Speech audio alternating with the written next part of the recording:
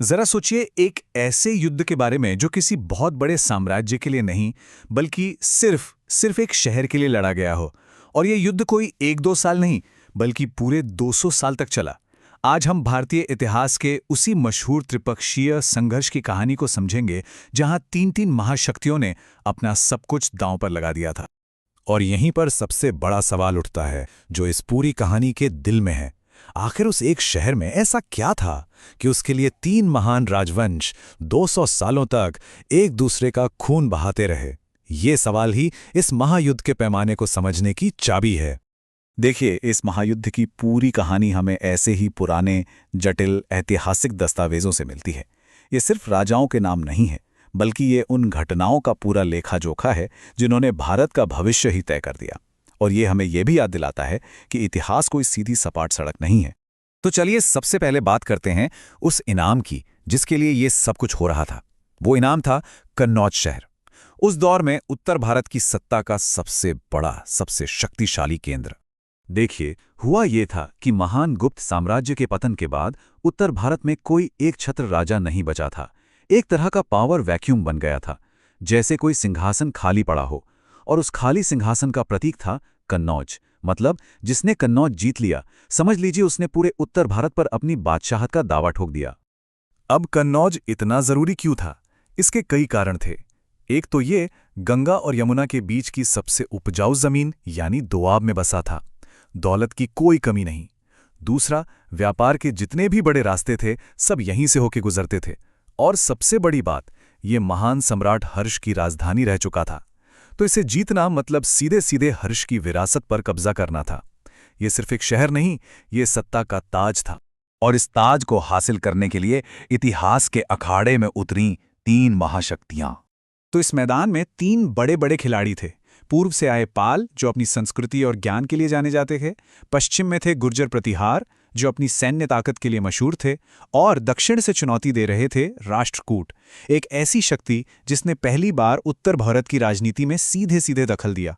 धर्मपाल, मिहिरभोज और ध्रुव, इन जैसे महान शासकों ने इस खेल को हमेशा के लिए बदल कर रख दिया।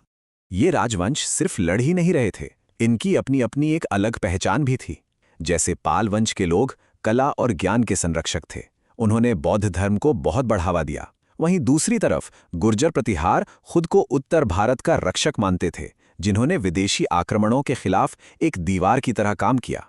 और राष्ट्रकूट, वो इस कहानी के वाइल्ड कार्ड एंट्री थे। जैसा कि ये पंक्तियां बताती हैं, वो दक्कन की पहली ऐसी ताकत थे जो गंगा के मैदान तक अपनी शक्ति का प्रदर्शन करने आए थे।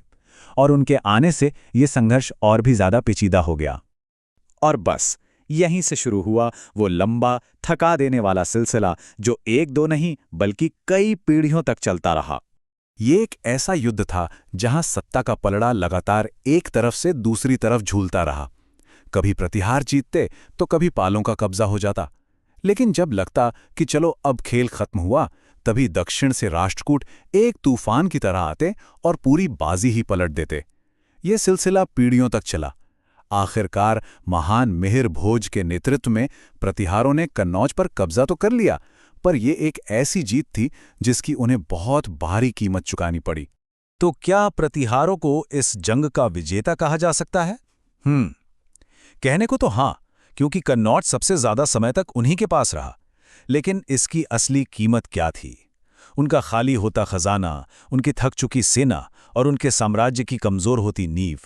सच कहें तो ये एक ऐसी जीत थी जिसमें हार छिपी हुई थी। तो जब 200 साल बाद ये धूल बैठी तो इस महायुद्ध का नतीजा क्या निकला? इसकी विरासत क्या थी? सबसे बड़ा सच ये था कि इस लंबी जंग में कोई नहीं जीता, कोई भी नहीं। 200 साल की लगातार लड़ाई ने इन तीनों महाशक्तियों को अंदर से बिल्कुल खोखला कर दिया था। और इस कमजोरी ने एक डोमिनो इफेक्ट पैदा किया।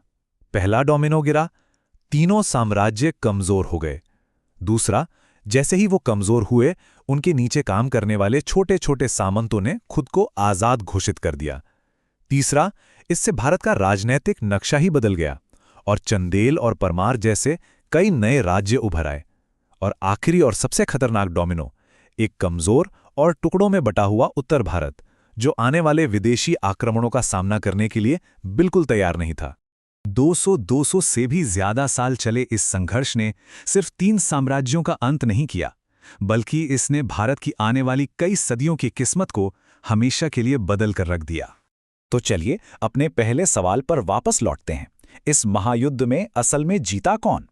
शायद इसका जवाब यह है कि 200 साल तक चलने वाले ऐसे युद्धों में कोई विजेता होता ही नहीं है। अंत में जीतता कोई नहीं, हारता पूरा देश है।